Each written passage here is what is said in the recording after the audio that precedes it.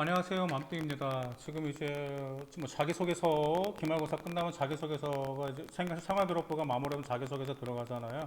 이제 자기소개서가 이제 올해부터 질문이 많이 바뀌었죠. 제가 그 맘띵의 그 재생 목록에 보시면 머릿속에 상상에 그려지는 자기소개서 방송이 있는데 1탄부터 5탄까지 있어요. 일단 그 점을 참조하시면 자기소개서의 기본 중에 기본이 무엇인지도 나와 있고, 그 다음에 자기소개서 1번, 2번, 3번 그런 점들 어떻게 쓸지 나와 있습니다.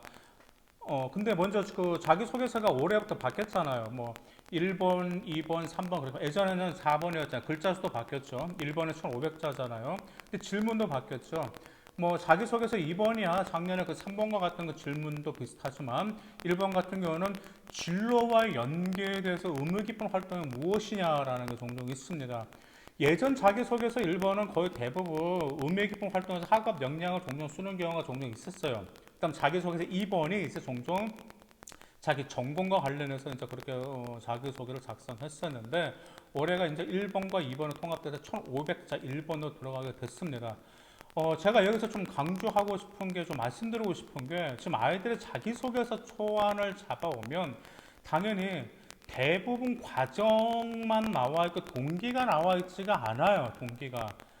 자기소개서는 제가 항상 만약 두 가지식으로 작성해야 되거든요. 그 이유가 무엇이냐면 평가자는 너무 많은 학생의 자기소개서를 봅니다. 그래서 두 가지식으로 작성해서 그 첫 문장을 딱 보고 나서 평가자가 이 학생 누구지? 궁금하게끔 유도하게끔 해서 두 가지식으로 작성을 해야 돼요. 근데 학생들이 많이 하는 실수 중 하나가 과정으로 시작하는 경우가 있어요. 과정은 아니고 과정으로 시작해버리면요 지루해요. 그래서 자기소개서가 제가 자기소개서 이제 첨삭을 거의 한 15년 가까이 했거든요. 15년 가까이 입학 사정관 생길 때부터 했는데 제가 아이들 글을 쭉 읽어보면 느껴요. 이게 너무 지루하다라는 느끼겠는데 어떤 학생 같은 경우는 글이 정말 재미있게 궁금증을 유발하는 그런 자기소개서들이 있습니다. 근데 대부분 과정부터 시작하는 학생 같은 경우는 지루하고 대체 이 글이 뭐지? 이 학생이 대체 무엇을 말하고 싶은 거지? 의구심이 들게 만들어 버립니다. 그래서 항상 두 가지로 먼저 작성하고 일단 두 번째 동기 꼭 살려주셔야 됩니다. 동기가 있고 나서 과정이 있어야 됩니다. 그 다음 세 번째 과정을 얘들이 작성을 하잖아요. 근데 과정을 작성하는데 과정에 전부 다 순탄대로 소설 잘 풀려버려. 그러면 안 돼요. 여러분들 자기소개 작성하실 때 술술 풀려버리면 이건 재미가 없어요. 당연히 어려움이 있어야 되겠죠. 그 어려움을 어떻게 극복했는지 여러분의 역량을 보여줄 필요가 있어요. 여러분들 한번 생각 한번 해볼까요? 여러분들 드라마가 계속 해피엔딩으로 끝난다면 여러분들 그 드라마 재미있을까요? 재미없습니다. 슬플 때도 있고 화날 때도 있고 행복할 때도 있고 그렇기 때문에 행복이라는 걸 알기 때문에 여러분들의 진로와 관련된 어떤 할 때 동기를 작성하면서 과정 속에서 여러분들의 어려움이 무엇이었는지 극복하는 흔적 혹은 정말 어려움이 없었다 하더라도 고심하는 흔적을 남겨놔야 돼요. 이 점 정말 필히 중요합니다. 그 점 꼭 기억하세요. 그 다음 또 하나. 엊그저께 한 학생이 자기소개를 보냈는데 너무 감동적으로 됐어요. 그 글이 거의 뭐 딱 읽었을 때 이성적인 그냥 감정적인 글로 썼어요. 근데 물론 그럴 수가 있어요. 우리 여러분들 학생 여러분들이 이제 정말 고등학교 1, 2, 3 동안 1, 2, 3학년 고생을 하면서 자기소개를 쓰게 되면 얼마나 고생했는지 그게 자기소개서 글을 보면 뭐 정말 여러분의 그 마음 그게 글에 나타나요. 그게. 근데 다시 그 미안한 말씀이지만 자기소개서는 감정적으로 써봤자 여러분의 도움될 거 하나도 없습니다. 이성적으로 쓰셔야 됩니다. 이성적으로. 제발 그 점 꼭 기억해 두시기를 바라겠습니다. 제가 갑자기 좀 그 점을 말씀드리고 싶은 게 대부분 이런 점들이 빠져서 별 볼 일이 없어요. 자기소개서가. 그래서 그 점들 꼭 기억해 두시기를 바라겠습니다. 그 다음 자기소개서 2번 다시 한번 1번은 이제 그 점을 또 유념하시고요. 자기소개서 2번은 말 그대로 여러분들 인성과 관련해서 좀 많이 이제 드러내야 될 상황이잖아요. 근데 이제 자기소개 2번에 보면 대부분 좀 착한 학생으로 포장을 해. 나는 정말 착했다. 인상이 정말 좋았다.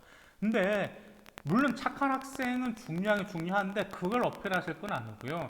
여러분들의 공공성 능력과 소통 능력과 리더십이 없으면 팔로우십, 이 점을 더 부각시켜야 됩니다. 그 이유가 무엇이냐면, 잘 들으세요. 대학교에서 학종에서 4대 평가 요소 중 하나가 뭐죠? 발전 가능성입니다. 학업 역량, 그 다음에 인성, 전공 적합성, 발전 가능성인데, 어떤 대학교에서는요, 발전 가능성을 평가하는 항목 중에 무엇이 들어있냐면 리더십과 팔로우십이 들어있단 말이에요. 이해가시죠? 그렇기 때문에 그 점을 같이 어필하실 필요가 있습니다. 그 점 꼭 기억하실 필요가 있습니다. 여러분들 지금 자기소개서가 폐지된 학교는 굉장히 많이 있어요. 지방거점 국립대 거의 자기소개서 폐지가 됐잖아요. 거의 없죠. 그 다음에 설령 자기소개서를 제출한다 하더라도 1번과 2번까지만 제출하는 학교도 있습니다. 왜냐하면 3번은 공통문항이기 때문에 그렇죠. 그래서 이제 공통문항 학교마다 틀려요. 왜냐하면 지원한 동기가 무엇인지, 뭐 학업 계획과 진로 계획이 무엇인지, 뭐 그 다음에 뭐 독서에 관한 그런 걸 물어볼 수도 있기 때문에 거기에 관련돼서 뭐 꼭 작성하실 필요가 있고요. 그 다음에 자기소개서를 작성하기 전에 여러분들 꼭 하나 미리 조사하실 게 있어요. 당연히 여러분들의 생활 기록부를 분석해서 여러분들의 의무 기부 활동을 여러분 당연히 찾아내겠죠. 그에 더해서 대학교 인재상 찾아내셔야 되겠죠. 그 다음 뭐 또 찾아야 될까요? 학과 인재상도 반드시 조사하실 필요가 있습니다. 오늘 제가 말씀드린 거 정말 제가 자기소개서만큼은 정말 뭐 한국 최고라고 자부할 정도, 죄송합니다.